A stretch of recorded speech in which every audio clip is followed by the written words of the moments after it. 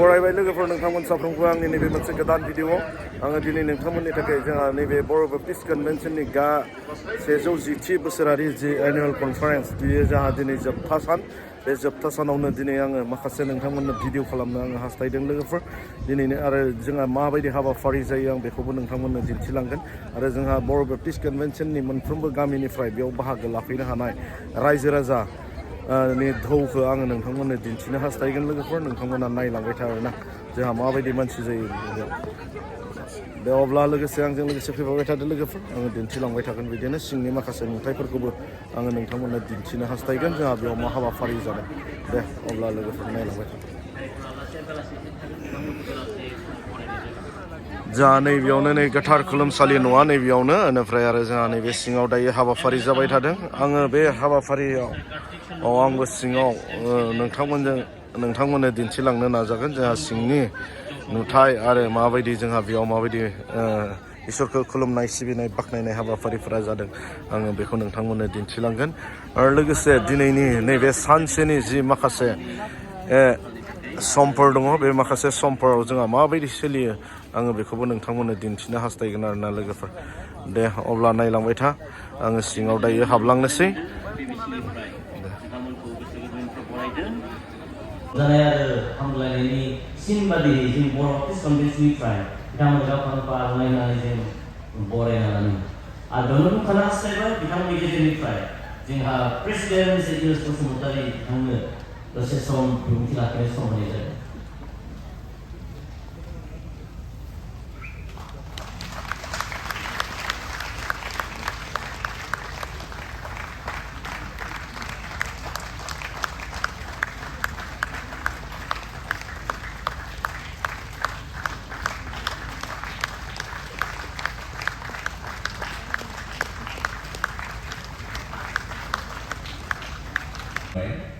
नोंथांमोननो फोरमायहरनाय जाबाय खुलुमबाय बर' Baptist church एस'सिएशना दा 264 चार्च एन्ड फेल'शिप जाबाय बेनिखायनो बेयाव जुथुमनाय बयनिबो जोंनि गासैबो गिर्जानि जानानै गोजोननाय आरो खेबसे आङो जासिबाय जों मोननैसो खोथा जों गोसोखांबाय थायो मोनसेया जाबाय बर' बाप्टिस्ट कन्भेन्सनखौ जोङो जोंनि मिनिस्ट्रि मावनायावहाय जेब्लायबो दैखान्थि आरो जोंनि बिदा गेदेर बेबायदि साननानै मोनफ्रोमबो बिथिङावहाय जों सोलोंनो गोनां बिषयफोरखौहाय जोंनि दैदेनगिरिफ्रा सोलोंबोदों जोंनो फोरमायदों आगुनि दैदेनगिरिफ्राबो बेबायदि क्ल'ज रिलेसनशिप लाखिनानै जोंनो फोरोंबोदों ओमफ्राय जोंबो बेखौ बे रिलेसनशिपखौ जेब्लायबो मेनटेन खालामनो जोङो गोसो जायो ओमफ्राय जोङो माखासे आयदाफ्राव सोलोंनानै जों जोंनि मिशन खामानियावहाय जों बेफोरखौ बाहायो ओमफ्राय जोंनि गिर्जाफ्रा बेफोरनिफ्राय मुलाम्फा मोनदों ओमफ्राय जोङो मोनफ्रोमबो कनफारेन्सआव फैग्राफ्राबो जोङो गोदान गोदान बिषयफोरखौहाय जों सोलोंलांनो मोनो ओमफ्राय जों गोसो जायो जोंनि बांसिन मानसिफ्रा जेन बेवहाय फैनानै आरोबाव बांसिनै मिथिलाङो दिनैहाय नोंथांमोना नुनो मोनबाय जोङो बांसिन सोद्रोमा गासै जोङो 28 जों क'क्राझारनिफ्राय फैबाय आरो नोंथांमोना जोंखौ अननानै बरायना लाबाय जोंखौ बेबायदि अननाय होनायखाय टिमनि जानानैबो आं नोंथांमोनखौ हामबाय होननानै बुङो आरोबाव खावलायनो सानदों जोंनि कनफारेन्सआ बर' बाप्टिस्ट चार्च एस'सिएशननि कनफारेन्सआ नेक्स्ट उइक शुक्रबारनिफ्राय रबिबारसिम जागोन बेवहाय आफादगिरि आरो नेहाथारि बिथांखौ आङो खावलायनो सानदों अननानै आरोबाव जोंनि फारसे थुक्राझाराव नोंथांमोनाबो जेन एसे बुरजा जों जेसेबां फैनो हादों जों बेनिख्रुइबो बांसिन बेबादि डेलिगेट्स जोंनाव नुजाहैनो हायोब्ला जोंनि मानसिफ्राबो थुलुंगा मोनगोन नामा होननानै आंहा जोंहा मिजिंथिबाय आरो नोंथांमोना अननानै बेबायदि थोनहरोब्ला जोंनि मानसिफ्रा थुलुंगानायखौ मोनगोन आं लोगोसे आङो खावलायनाय थाबाय आंनि हामलायनाय बे कनफारेन्सआ जेन इसोरनि बोरजों आबुङै सुफुंजानानै बयनिबो थाखाय जेन थुलुंगाथाव जायो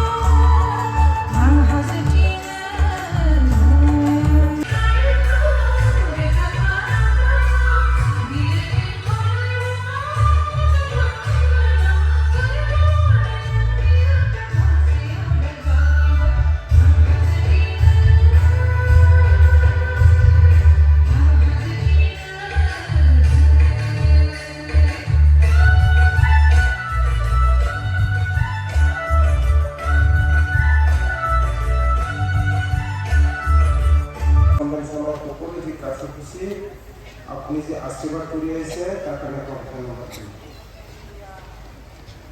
আমি সকলো যে আপনার আশীর্বাদেতে আমি আজি এই মঞ্চত এই প্রবাসস্থলী উপস্থিত হল আপনার সহযোগিতা কৰিবলৈ, আপনার নামেৰে গীতগান কৰিবলৈ, আপনার প্রশংসা কৰিবলৈ, আমাকে জ্ঞান দিলে, স্বাস্থ্য দিলে, সেই সকলো কাৰণে আপোনাক ধন্যবাদ দিওঁ। প্রভু আপনার আমি প্রার্থনা করব আজি এই সুন্দর পরিবেশত আপনার ইয়াত বিশ্বাসী লোক উপস্থিত হয়েছে, আপনার নামেৰে আপনার আশীর্বাদেৰে বিভিন্ন জাতি সম্প্রদায়ের মাজৰ পৰা যি লোকসকল ইয়ালৈ উপস্থিত হৈছে, বিভিন্ন ধৰণৰ চাকৰিৰ লোক, খেতিয়কসকল আৰু যিসকল ষ্টুডেণ্ট আর বিভিন্ন ধরনের ব্যবসায়ী লোক ইয়াত উপস্থিত হয়েছে। दिनै जोङो बोरगाव बाप्टिस्ट गिर्जानि बुंगिरि बिथांनो जोङो नैबे लाइजामखौ जोङो गथायनोसै आरो बे लाइजामाव बेखौनो लिरनाय जादों फैगौ बोसोरनि 2020 मायथाइनि 111 बोसोरारि जथुम्माखौ नोंथांमोननि मन्दिराव खुंनाय जासिगोन। बेखायनो नोंथांमोना दिनै बेखौ नाजावनानै दिनैनिफ्राय नोंथांमोना बे खामानियाव आवगायनो हासिगोन होननानै जों बेखौ लिरनाय जादों। बेखायनो बे लाइजामखौ आङो दायो बिथां बुंगिरि बोरगाव बाप्टिस्ट गिर्जा बिथाङा बेखौ गथायनाय जाबाय।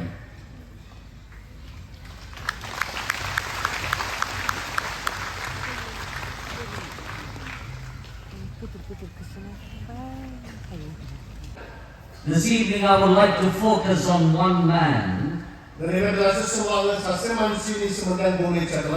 who had everything in life but could not solve the problem that he was going through.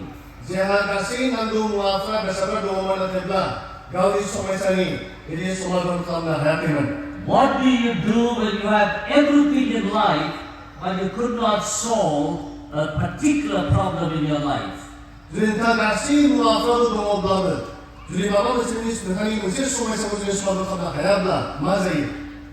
No doctor could treat him. No people could treat him. If it was not for one person, that man would have died with this disease. You know, the Bible talks about many diseases. It talks about epilepsy.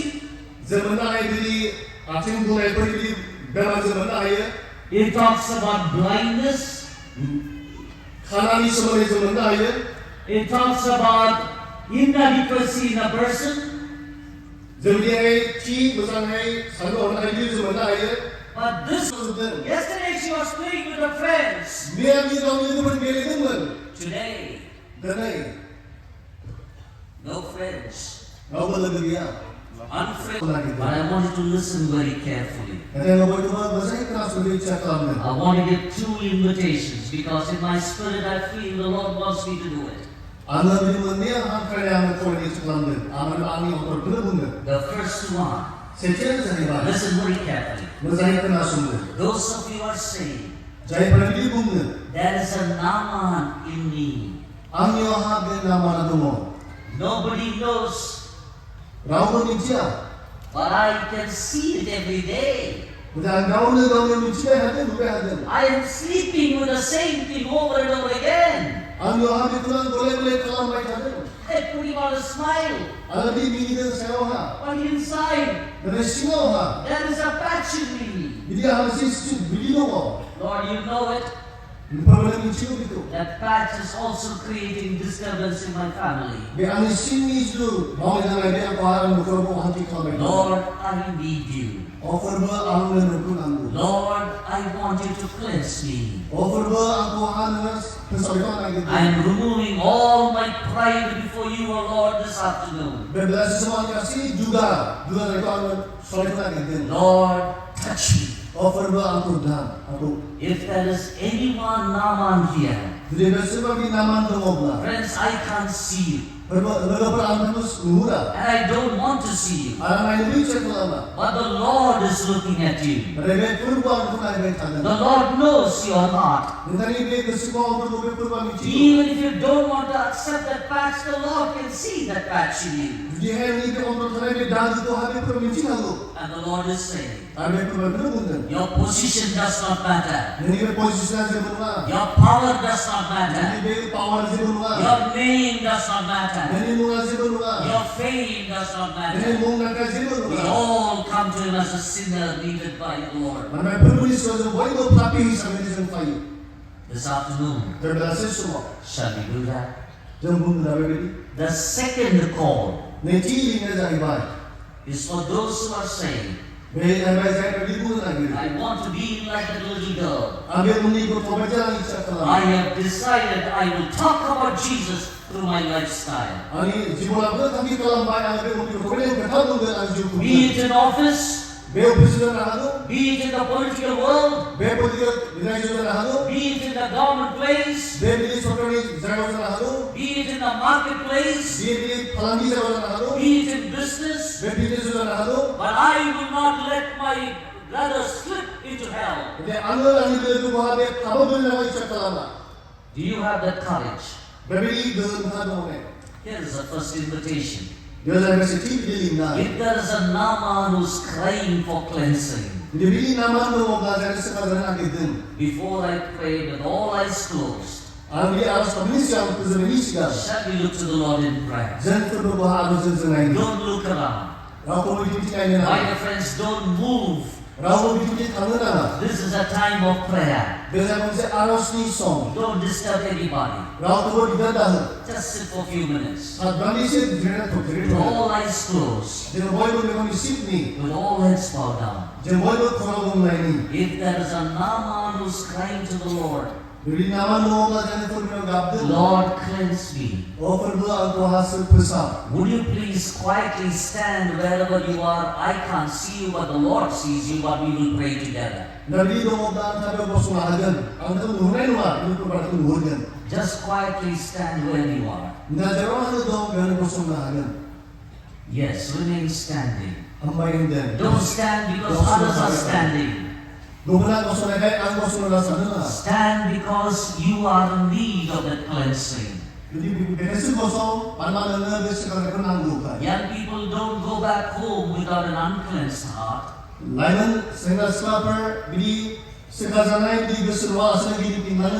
Mothers and fathers, make a decision this evening. I will wait. There's some more. Wherever you are, even at the back, the Lord sees.